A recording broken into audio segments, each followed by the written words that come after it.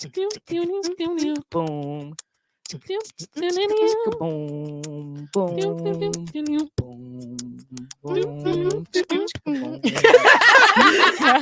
That went Did you just change keys? Yeah, I did. You can't just change the keys based Something threw me off. I couldn't even breathe. Look, Through the everybody, bass. welcome to the after show for all things behind the freaking scenes. And I did not curse. Good job. Thank you. Because, you might catch an F from me. Okay. It's not on today because I have coffee.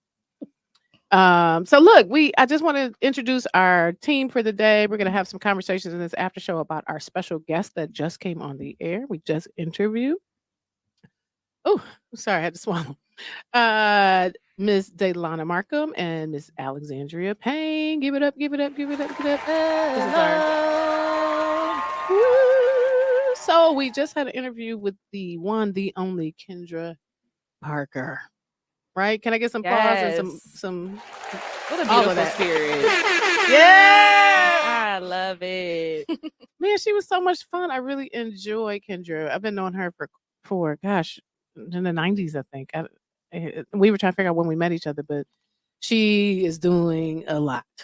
She's doing all the things. And she was a really good candidate for this show. And one of the reasons why I wanted to interview her as a part of this first season is because she checks all the boxes, right? She's an entrepreneur. She actually has more boxes. She has a nonprofit. She is been in entertainment management for quite some time. She actually has done international things, all the things, right? And then she's done some major events, like she's the director of the African American Festival in where is it? Martha's Vineyard every year. It's a pretty prestigious festival. A lot of names and celebrities there. And so, Daylonna, what are some of the things that she said that you think or don't agree with? I think there's a couple things. Is there anything that stuck out that she might have said that you remember? I was mostly influenced by her upbringing. I thought that with everything that I've been focusing on through foundation management with mindset growth and just having those connections, I like that she admitted to being in a space where she was encouraged to grow, that she was encouraged to not say can't, or you know what I'm saying? She was encouraged to have that mindset of a go-getter from the very beginning. I think that is what a lot of people are lacking out here, and so to have found a space that encourages that, for me, it was really big. And to be able to see somebody communicate that, I thought that was big too. Yeah. What you think, Alex? I really liked the idea of when she was talking about not saying the word can't. I think that that's something I should practice as I continue to live my life. But there's one thing in particular that she said, and she was talking about how, in the space of working in an environment that's usually around men. And she was talking about how, I'm nice, I'm sweet, but I still get my job done and I'm going to do what it takes to get my job done. And it kind of made me reflect just a little bit. I'm the youngest person on our team. And sometimes I feel you like are a Gen what? Gen Z, everybody. Gen Z. And Daylonna, Millennial life. I think that's the first time I've claimed that out loud. And Daylonna, you are. Yes, I am a millennial. Oh, Sookie. And they call me a Gen Xer. Okay. And so, so just your perspectives in this case. And so, I'm sorry, Alex, continue. No, yeah, I was just saying that. So I was saying I'm the youngest person on our team. I look very young. So I get that all the time. I'm 23, by the way, for people who don't know, but a lot of people think I'm 12, and I get it. It's my face. But I think that sometimes when I step into places, people underestimate me because of how I look. I look very young. I am the youngest person on our team, so I think that sometimes people don't understand the experience that I have. And I have to remember that a lot of times when I walk into a room, like, you know your stuff and don't act like you don't. So when you're faced with people who underestimate you or don't think that you can do something, you just have to show them 10 times better. And she was talking about that and I was like, that's me. But yeah, it's just really cool to see, like, she has these things that she thinks about every day and I'm doing the same things. I'm so early on in my career and she's, doing great things, and I hope to be like that one day. Yeah. I think you're right. One of the things my dad, and fortunately I did have him in my life, he would tell us you beat the hell out of can't until you can. And that was one of those, don't say can't in our house as well. We grew up with that as well. And when she said that, I identified with that type of upbringing, and that helps me get to, no is not necessarily an answer. Like if I get to a place where I find it difficult, I just find another way out. So you've heard me talk about, over the mountain, around the mountain, through the mountain, Move the mountains. move it, kick whatever you need to do. This mountain is not going to get in my way of getting to whatever I need to get to on the other side. And I think that's built off of those type of principles in the house, right? And so she talked about being versatile as a woman and being in situations where you might have to change who you are, not change who you are, change who you're representing, if you will.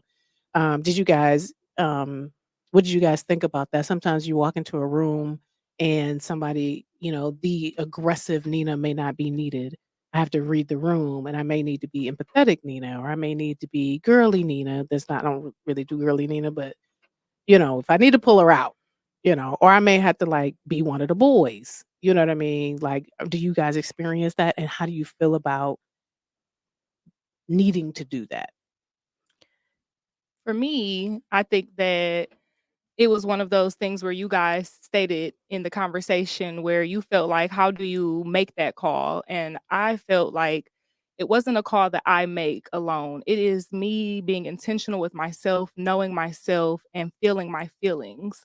And Mm. so, more so taking the call instead of avoiding the situation or how I see others are perceiving me, and more so just how do I feel in that environment and what do I know to be expected of me, like you said, versus what I'm authentically willing to give to the people who I'm working with at the time. So just being able to kind of switch those demeanors Mhm. is more so about feeling your feelings and then being the person who others are looking forward to seeing in a way that gets the point done. But like I said, by still being yourself though. So if you have to be more girly, by all means, become more feminine. You know what I Mhm. mean? If you have to be more of an active listener, then be with those feelings and that stillness and be able to take time to be able to actually reflect what others are saying and be there for the response, not be so reactive. So it's kind of like having to just feel those feelings for me.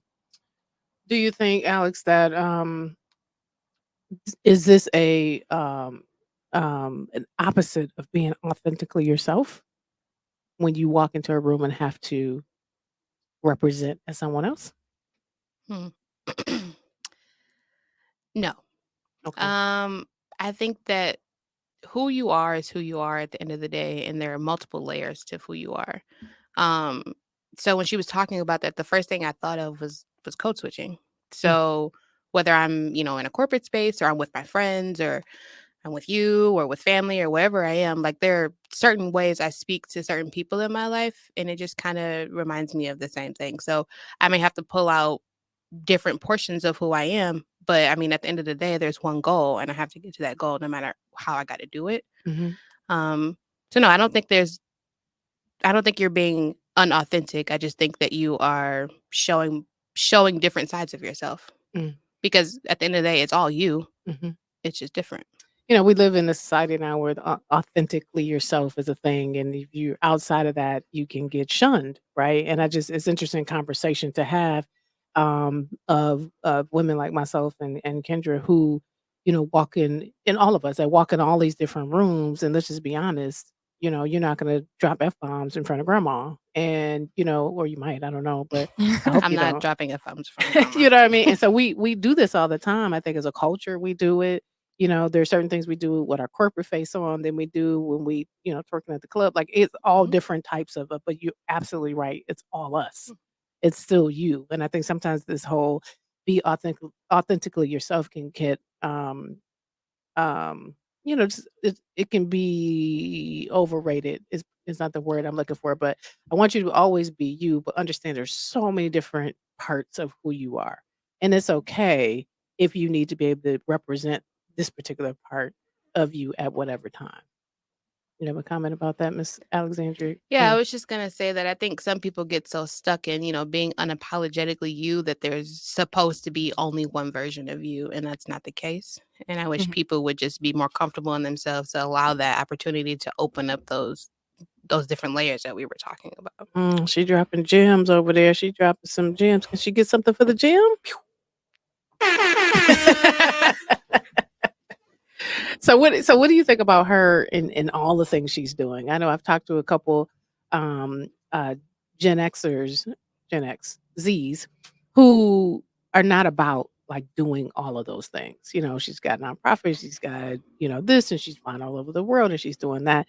Like they just want to kind of be in one space. Do you think that doing all of that wears you out and makes you less present in the other things? Or do you feel like she or someone like her, we're not talking about her specifically, but can you do it all? I think that if you have the bandwidth to do that, if your passions align with that, then you should do it.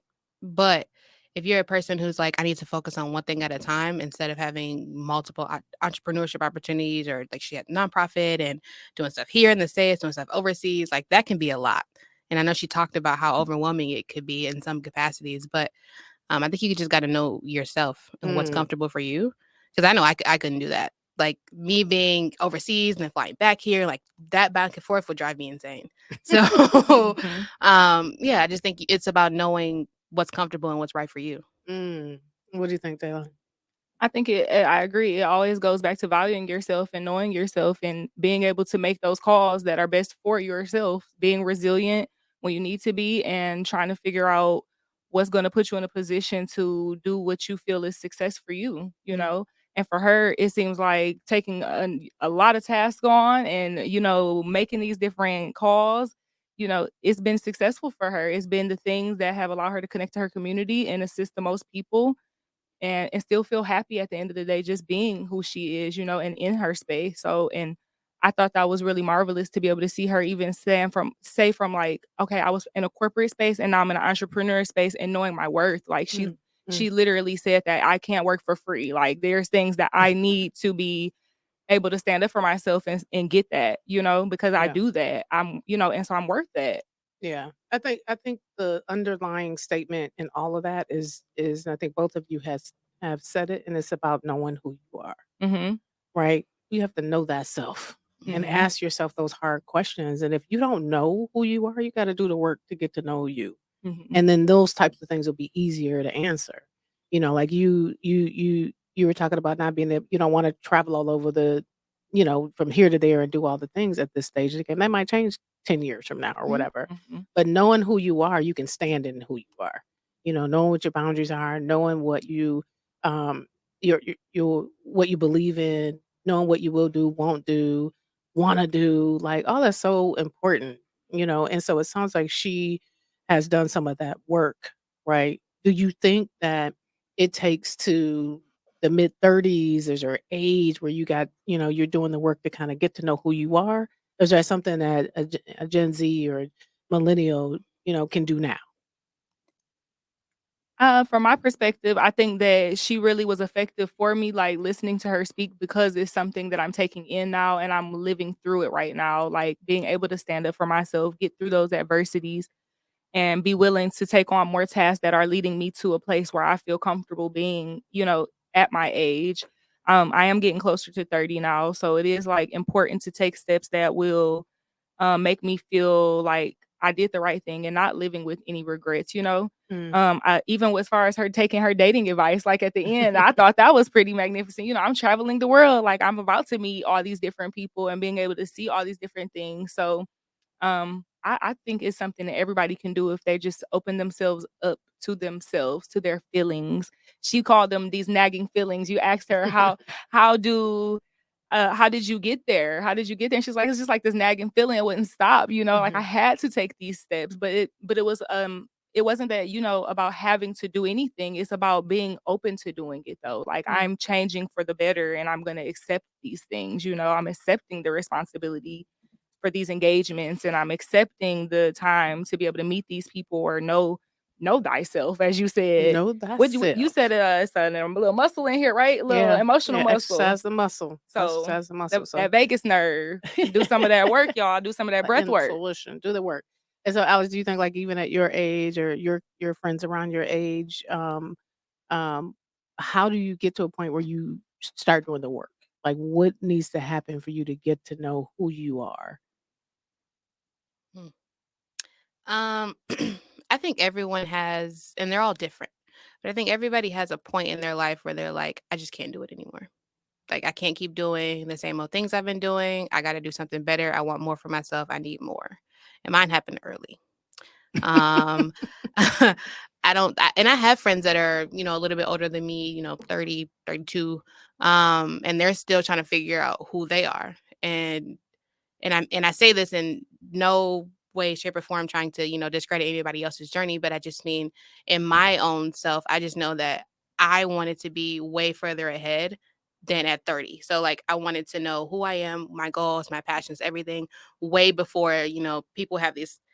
And Daylonna, you're closer to 30 than I am, but it's okay. No shade. No shade. Okay. No But shade. I just mean from a place of like, I feel like the people that I know around that age are just getting to a space where they're like, this isn't like the way that I want my life to go.